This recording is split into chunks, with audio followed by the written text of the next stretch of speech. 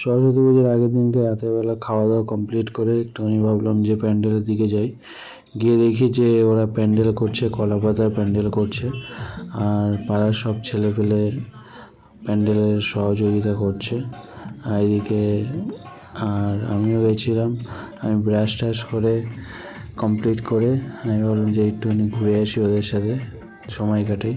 আর আমি একটা দাদাকে জিজ্ঞেস করলাম যে তুই নাচবি না? ও বলছে না, এখন নাচবো না, একটু পরে নাচবো।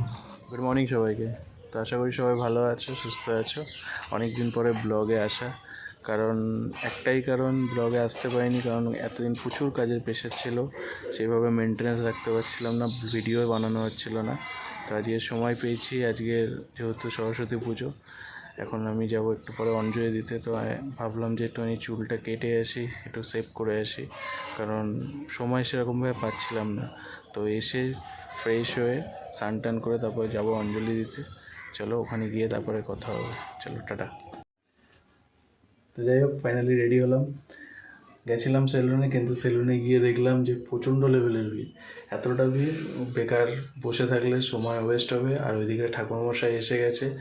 আর তোমরা বুঝতে পারছি স্বীকৃতি নেই কেন ব্লগে, কারণ মিনিমাম আমি তখন বললাম যে চুল কাটাতে যাওয়ার আগে যে সুকৃতি মিনিমাম 10-15 দিন হয়েছে ও বাড়িতে নেই, কারণ আমার শ্বশুর বাড়ি গেছে, ও ওইখানে কিছুদিন রয়েছে। তোর সঙ্গে কথা হলো সকালবেলা, তো ও বললো যে তুমি ভিডিও বানাও, ব্লগ করো, আমিও ওখান থেকে কিছু ব্লগ সেটা এই ব্লগের মধ্যে আপলোড করব। চলো বেশি দেরি না করে ফটাফট যাই, অঞ্জলিটা দিই, ওখানে গিয়ে ডাইরেক্ট কথা হচ্ছে। টাটা। তো মন্দিরের দিকে আমি যাচ্ছি, দেখি ওখানে যে পুরোহিত এসেছে কিনা, সেজন্য ওয়েট করছি। একটু রাস্তায় হাঁটতে হাঁটতে গেলাম। এতক্ষণ যেহেতু তাড়াহুড়ো করছিলাম, তাড়াহুড়ো করাটাই বেকার, কারণ যেহেতু ঠাকুরমশাই এখনও আসেনি। তো ফোন করেছিলাম ঠাকুরমশাইকে, ঠাকুরমশাই বললো যে মিনিমাম 1টার দিকে আসবে।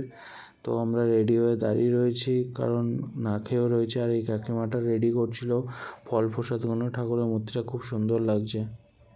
সুকৃতের বাড়িতেও পুজো হচ্ছিল, তা ওদের বাড়িতেও সরস্বতী পুজো হয়। আর যেহেতু ওদের মন্দিরে স্থাপিত পুজো প্রত্যেক বছর বছর হয়। আর এদিকে ওদের বোনরা পুরো রেডি পুজো দেওয়ার জন্য। এদিকে ছোটো বোনও রয়েছে, মৌ রয়েছে, চুটকি রয়েছে, বদ্দিভাইও রয়েছে। আর সুকৃতিও এদিকে পুজো দেওয়ার জন্য উপোস করে রয়েছে সকাল থেকে। মোটামুটি ওদের পুজো কমপ্লিট হয়ে গেছে, এবার অঞ্জলি দিচ্ছিল। তো সেই ভিডিওটাই আমাকে পাঠিয়েছিল। মিনিমাম 2 ঘন্টা ওয়েট করার পর ব্রাহ্মণ আলটিমেটলি এলো, কারণ এই সময় ব্রাহ্মণ পাওয়াটা বিশাল চাপের হয়ে যায়, সেটা সবাই আমরা জানি। ঠাকুরমাতা জিজ্ঞাসা করছিল যে এরকম কেউ আছে যে সকাল থেকে কিছু খায়নি। তো আমি একমাত্র ছিলাম যে সকাল থেকে কিছু খাইনি, কারণ আমাদের যে কমিটির ছেলেপুলে ছিল, কারণ সবাই খেয়ে ফেলেছিল সকাল থেকে। তো আমি একমাত্র ছিলাম যে সকাল থেকে কিছু খাইনি। তাই ঠাকুরমশাই আমাকে বললো যে মায়ের যে পঞ্চরত্নটা রয়েছে সেটা তুমি মায়ের পায়ে দিয়ে দাও। তো সেই কাজের জন্যই আমি উদ্যোগ নিচ্ছিলাম। আর প্রত্যেকটা পঞ্চরত্ন পুরো মায়ের পায়ের দিকে আমি এক একটা করে খুলে মায়ের পায়ে আমি সমর্পণ করি।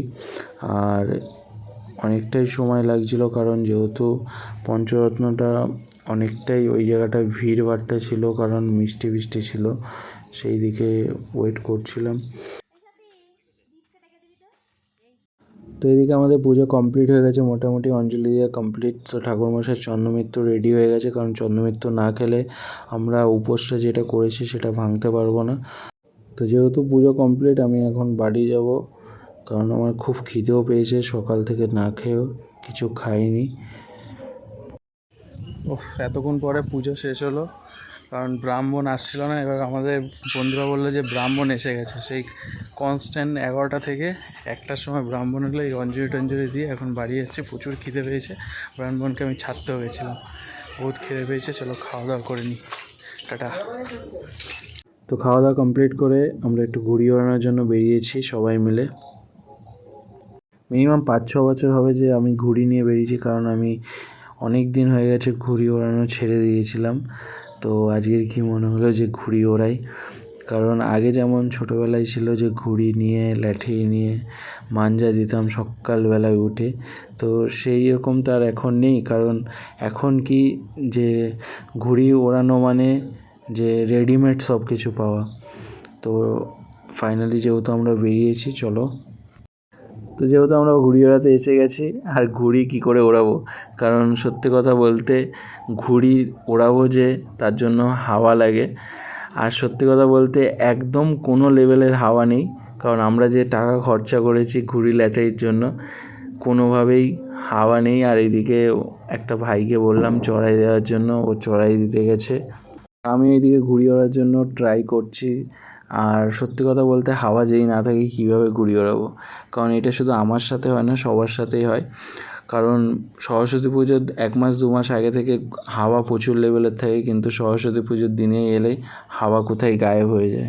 ঘুড়ি ওড়া কমপ্লিট, এখন বাড়ির দিকে যাব, কারণ সন্ধ্যেও হয়ে গেছে। আর বেশি ঘুড়ি ওড়ানো যাচ্ছে না, কারণ আজকে সত্যি হাওয়া নেই, এতটা প্রবলেম হচ্ছে, মানে ঘুড়ি ওড়াতে সেরকমভাবে পাচ্ছি না। এবার বাড়ি যাব। চলো ব্লগটা এখানেই শেষ করছি, এন্ড করছি। সবাই ভালো থেকো, সুস্থ থেকো। চলো শুভরাত্রি, এখনই বলে দিলাম, টাটা।